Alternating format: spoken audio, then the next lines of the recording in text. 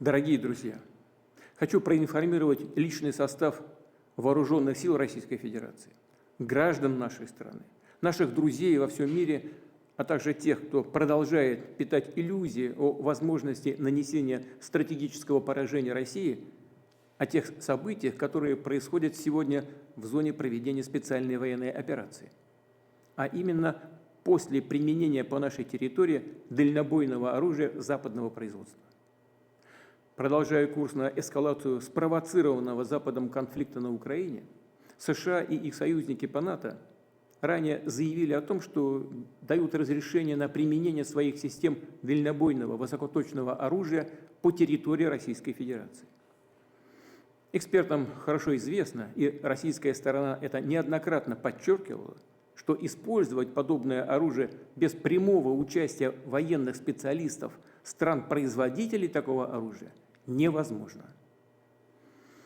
19 ноября 6 оперативно-тактическими ракетами «Атакамс» производства США и 21 ноября в ходе комбинированной ракетной атаки системами «Шторм Шэдоу» производства Великобритании и «Химарс» производства США были нанесены удары по военным объектам на территории Российской Федерации в Брянской и Курской областях.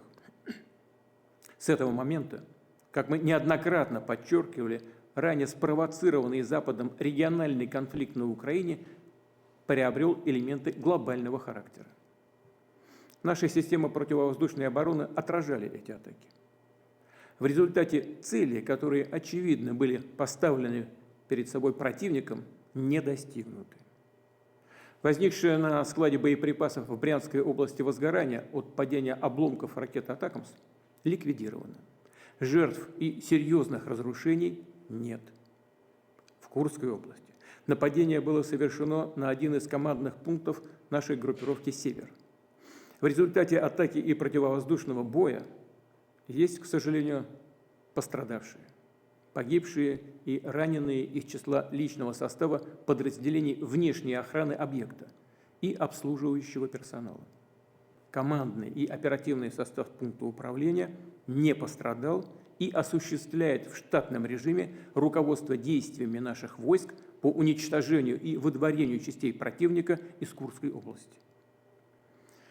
Еще раз хочу особо подчеркнуть, что применение противником подобного оружия не в состоянии повлиять на ход боевых действий в зоне специальной военной операции.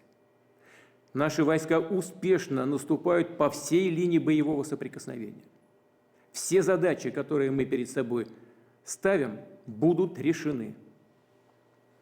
В ответ на применение американского и британского дальнобойного оружия 21 ноября текущего года российские вооруженные силы нанесли комбинированный удар по одному из объектов оборонно-промышленного комплекса Украины. В боевых условиях было проведено в том числе и испытание одной из новейших российских ракетных систем средней дальности. В данном случае с баллистической ракетой в безъядерном гиперзвуковом оснащении. Наши ракетчики назвали ее «Орешник». Испытания прошли успешно. Цель пуска достигнута.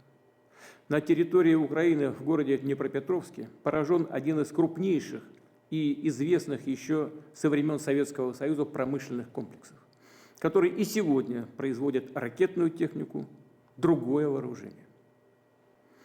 Разработка ракет средней и меньшей дальности осуществляется нами в качестве ответной меры на планы США по производству и развертыванию ракет средней и меньшей дальности в Европе и Азиатско-Тихоокеанском регионе. Полагаем, что США совершили ошибку, разрушив в одностороннем порядке в 2019 году под надуманным предлогом договор о ликвидации ракет средней и меньшей дальности. Сегодня США не только производят такую технику, но, как мы видим, они в ходе мероприятий по подготовке своих войск отработали вопросы переброски в разные регионы мира, в том числе в Европу, своих перспективных ракетных систем. Более того, в ходе учений они проводят тренировки по их применению. Напомню, Россия добровольно в одностороннем порядке взяла на себя обязательство не развертывать ракеты средней и меньшей дальности до тех пор, пока американское оружие подобного рода не появится в каком-либо регионе мира. Повторю, испытания в боевых условиях ракетной системы «Орешник» проводятся нами в ответ на агрессивные действия стран НАТО в отношении России. Вопрос о дальнейшем развертывании ракет средней и меньшей дальности будет решаться нами в зависимости от действий США и их сателлитов. Объекты для поражения в ходе дальнейших испытаний наших новейших ракетных комплексов будут определяться нами, исходя из угроз безопасности Российской Федерации. Мы считаем себя вправе применять наше оружие против военных объектов тех стран, которые позволяют применять свое оружие против наших объектов. А в случае эскалации агрессивных действий будем отвечать также решительно и зеркально. Об этом рекомендую серьезно задуматься и правящим элитам тех стран, которые вынашивают планы использовать против России свои воинские контингенты.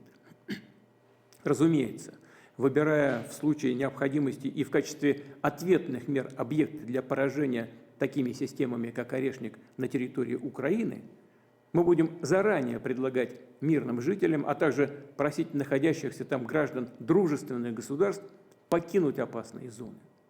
Будем делать это по гуманитарным соображениям. Открыто, публично, без опасения противодействия со стороны противника, также получающего эту информацию. Почему без опасения? Потому что средств противодействия такому оружию на сегодняшний день не существует. Ракеты атакуют цели со скоростью 10 махов. Это 2,5-3 км в секунду.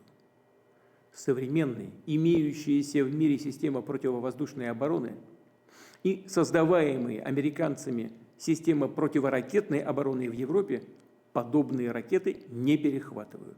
Это исключено. Подчеркну еще раз, что не Россия, а именно США разрушили систему международной безопасности.